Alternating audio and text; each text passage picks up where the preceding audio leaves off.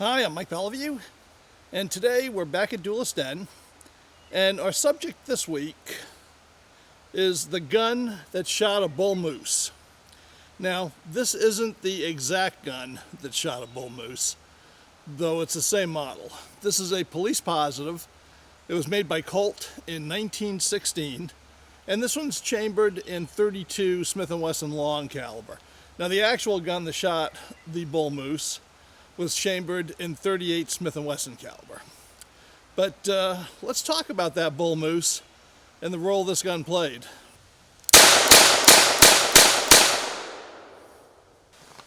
Well, obviously the bull moose in question was Theodore Roosevelt, one-time American president, and at the time that we're discussing, he was once again a candidate for the presidency when he was shot with a Colt Police Positive. And, I think I have to say, we always seem to think that we are living in unique times. And I guess every time is unique to a certain extent, but anybody who knows history realizes that one time is pretty much like another. And if you think that politics today is divisive and acrimonious and dangerous, well, let me tell you something. Politics in the 19th century, the entire 19th century, makes today's politics look like a kid's game of checkers. People played for keeps then. And there were some huge issues. Slavery dominated the politics of the country for the first 60 years. And of the 19th century. And to be honest with you, the aftermath of the Civil War dominated the politics of the country for the next 100 years. It's quite amazing when you think about it. And politics was a rough game. In fact, if you take the 50 years starting with Abraham Lincoln, when he was assassinated by John Wilkes Booth, in that 50 years, 3 U.S. presidents were successfully assassinated, and one more former president and presidential candidate survived an assassination attempt. Okay? So that was Lincoln, Garfield, McKinley, all killed. And then Theodore Roosevelt shot. And I call that the age of assassination because it took another 50 years after the Roosevelt shooting before we had the next successful assassination of a president, which was John F. Kennedy. All right, followed by several attempts. And we've had another rough period. We had an attempt on Ford. We had an attempt on Reagan. Reagan was actually shot. In Ford's case, they got the gun away from the assailant. But those 50 years from Lincoln to Roosevelt, I call that the age of assassination. And I'm probably going to do a video on that because it is kind of fascinating. But this gun right here, this type of gun, a Colt Police Positive, this is a gun that was used to shoot a bull moose. And let's talk about that shooting. On the 14th of October, 1912, John Fleming Schrank shot Theodore Roosevelt in Milwaukee, Wisconsin, while he was campaigning for the presidency. And he was at the head of the newly formed Progressive Party because Taft had run after Roosevelt's first 2 terms. Right, Roosevelt, of course, came in after McKinley was assassinated. Served 2 terms. Taft came in, served. Roosevelt was not happy with the way things went. He wanted Taft not to run again. He wanted to run for president again. Taft refused. Taft decided he was going to run. So Roosevelt ran against him with the Progressive Party, which became known as the Bull Moose Party. And it was while he was running for president on the Progressive ticket that he was shot by Schrank. And he was just leaving a fundraising dinner, and he was about to go and make a speech. He got in his car, waiting for him outside of the hotel, ready to go to the auditorium to make a speech. He was in an open car, waving to the public. Schrank was on the side of the car, raised his gun, shot him right in the chest.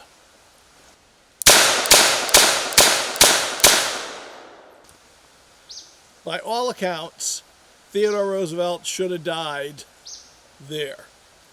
And the reason he didn't, he owes to three things. I think one, you could say the inherent lack of power in a .38 Smith & Wesson, though believe me, it's got plenty enough power to kill somebody. But as luck would have it, Roosevelt had put in the breast pocket of his coat his steel eyeglasses case and his speech, which was 100 pages long and folded in half.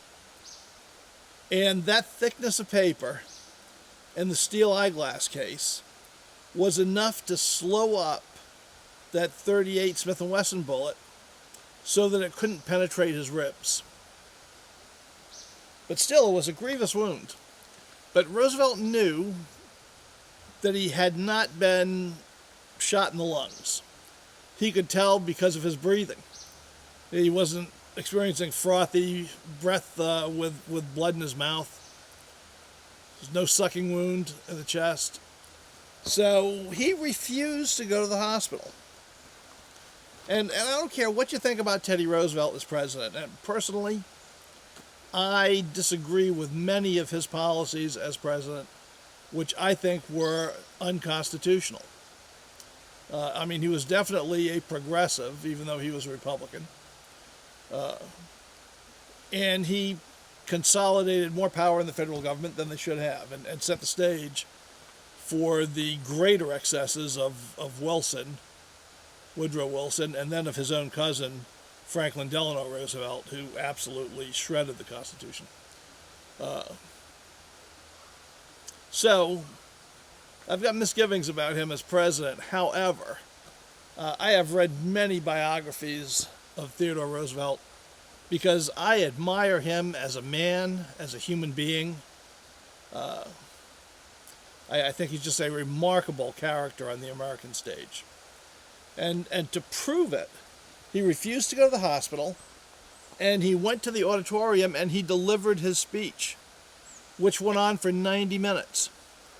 And he opened the speech, he opened his coat, showed his shirt that was soaked with blood, and he said, "You may not realize it, but I was shot before entering this auditorium. But I'm as strong as a bull moose." And it takes more than that to stop a bull moose. And he gave a speech for 90 minutes. But Roosevelt gave a speech, great success, and then he went off to the hospital, and he couldn't campaign for a couple of weeks. And the doctors decided they could not remove that bullet, that it was more dangerous to take that bullet out than it was to leave it in. So he carried that for the rest of his life. He wrote to a friend of his several years later. He wrote to a friend of his about that bullet several years later, and he said, "It doesn't bother me where it is any more than it would if it was in my vest pocket." All right, so that's the story of Roosevelt getting shot, but now let's talk about the revolver that shot a bull moose. The Colt Police Positive is a small frame revolver. These days, the designation would be the D-frame Colt. They were made between 1907 and 1947, and Colt produced over 160,000 of them in both .32 Smith & Wesson long and in .38 Smith & Wesson caliber. The Police Positive was an improvement on Colt's earlier New Police revolver. The change that they made to the New Police revolver was to put in a hammer block safety. And that safety was known as the positive lock. That's the trade name that Colt gave it. And that's where the positive comes from in Police Positive, from the positive lock safety. So that's really the only difference between this gun and the New Police that Teddy Roosevelt, as commissioner of New York City Police, made the standard firearm for all New York City police officers. So it's kind of ironic that he was shot with the successor to the revolver that he himself picked as the standard issue police revolver for New York City. The Police Positive was finished either in a blue finish or a nickel finish. And it was made in a couple of issues, which you could consider model numbers or generations, I guess. But the first issue of the Police Positive ran from 1907 until 1927. And there were 100,000 of those first issues produced. And of course, that's what this gun is right here, is a first issue Police Positive. The first issue revolvers are equipped with Colt's standard hard rubber grips, and they were offered with barrel lengths of 2.5, 4, 5, and 6 inches. Now, the second issue began in 1928 and it ran until 1947. And it added a somewhat heavier frame as well as a serrated top ramp to reduce glare. And it had wooden grips, checkered wooden grips. Both of the Colt's new police rounds were actually slight redesigns of existing Smith & Wesson cartridges. However, Colt called them by their own proprietary names so they could avoid giving Smith & Wesson, their bitter rival, any free publicity. But make no mistake, they were chambered for .38 Smith & Wesson and for the .32 Smith & Wesson long. Well, as we all know, Theodore Roosevelt survived his wound, continued his campaign on the Bull Moose ticket, and because he split the Republican Party, he was defeated, and Howard Taft was defeated, and Woodrow Wilson became President of the United States. But that's enough history. Let's go out and shoot that gun, see what it'll do. Well, the Police Positive is a standard solid frame, swing out cylinder Colt revolver. And it loads by pulling back on the latch, swinging the cylinder out, and then loading 6 shells into the chamber. And it's perfectly safe to do so because it has a hammer block safety. So we're all set to go.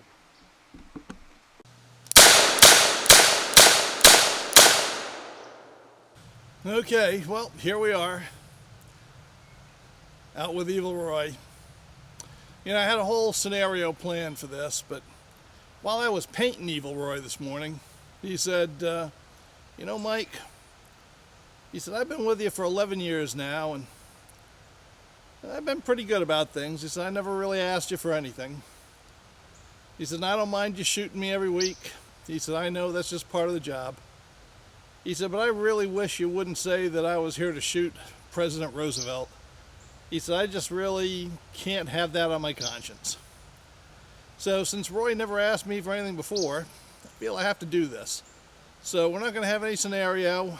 I'm just going to take the Colt Police Positive and just shoot Roy.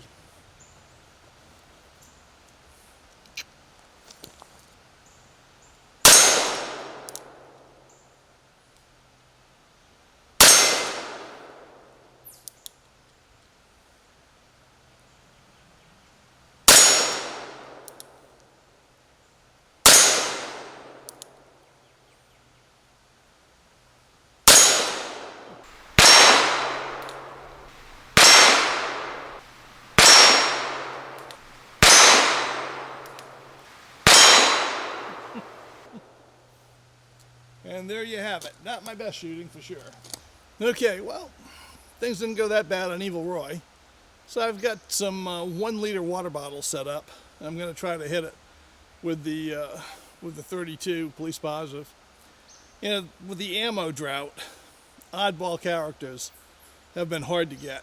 And I really had to scrounge to find one box of .32 Smith & Wesson longs.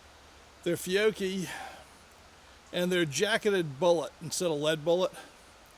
and they're just not shooting as good as a lead bullet one does. But let's see if we can hit those water bottles. Should be fun.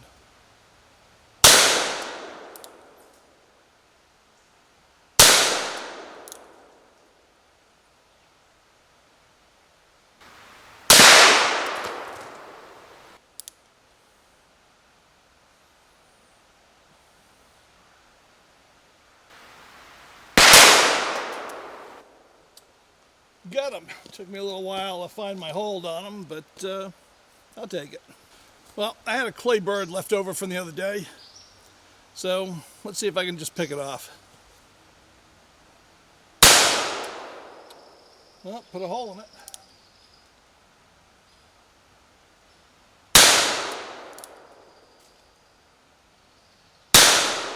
Got it. Okay, well, that was fun. I'll give you some closing thoughts on the Colt Police Positive. My only regret for today is that I was only able to find one box of 38 Smith & Wesson long ammunition, because I would have gladly shot 200 or 300 rounds this afternoon. It would have been a ball, because this gun does not beat you up. It could be more accurate, and honestly, I think the ammo not the best for this bore. I'm going to reload those with some lead bullets. I'm going to try to come up with the most accurate load I can, and this will be a great plinking gun.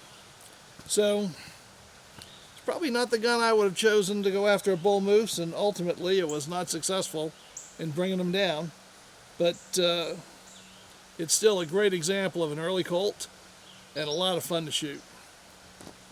So that's it from me this week. You know what to do. If you liked it, thumbs up. If you didn't, thumbs down. Tell me why. Whether you liked it or not, tell me why. I read all your comments. I try to respond to a lot of them, though sometimes I get kind of overwhelmed and just lose track.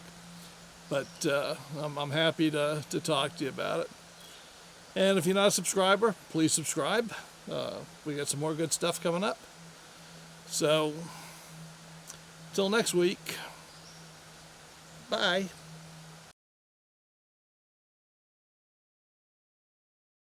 Oh, and as a postscript, and you do not need to watch this, certainly, this is just something, I'm probably tacking this on more for me than for you. But I'm going to share with you my favorite Theodore Roosevelt quote. And I think it's most people's favorite Theodore Roosevelt quote, which is "the man in the arena." And he gave that at the Sorbonne in Paris. And it was part of a much larger speech on the responsibilities of citizens in a republic. And that whole speech is about 9,000 words long, and it is absolutely worth reading if you can get a copy of it. It's a phenomenal speech, but this portion of it is the most famous. It's called "The Man in the Arena." And I had a boss who, about 30 years ago, I was getting my head kicked in at work. I was trying to make a major paradigm shift in the way Navy logistics did its business. And as you can imagine, a lot of people resisted that. And my boss quoted this to me right off the top of his head. And it made a huge impression on me. And I thought, that's certainly the way I've tried to live my life, and I'll continue to try to live my life. And I have. And I recommend it as the way everybody should live their lives. So I'm going to read it to you, and I'll see you next week. Bye. The man in the arena. It is not the critic who counts, not the man who points out how the strong man stumbles or where the doer of deeds could have done them better. The credit belongs to the man who is actually in the arena, whose face is marred by dust and sweat and blood, who strives valiantly, who errs, who comes short again and again, because there is no effort without error and shortcoming, but who does actually strive to do the deeds, who knows great enthusiasms, the great devotions, who spends himself in a worthy cause. who at the best knows in the end the triumph of high achievement, and who at the worst, if he fails, at least fails while daring greatly, so that his place shall never be with those cold and timid souls who neither know victory nor defeat. And that's the man in the arena.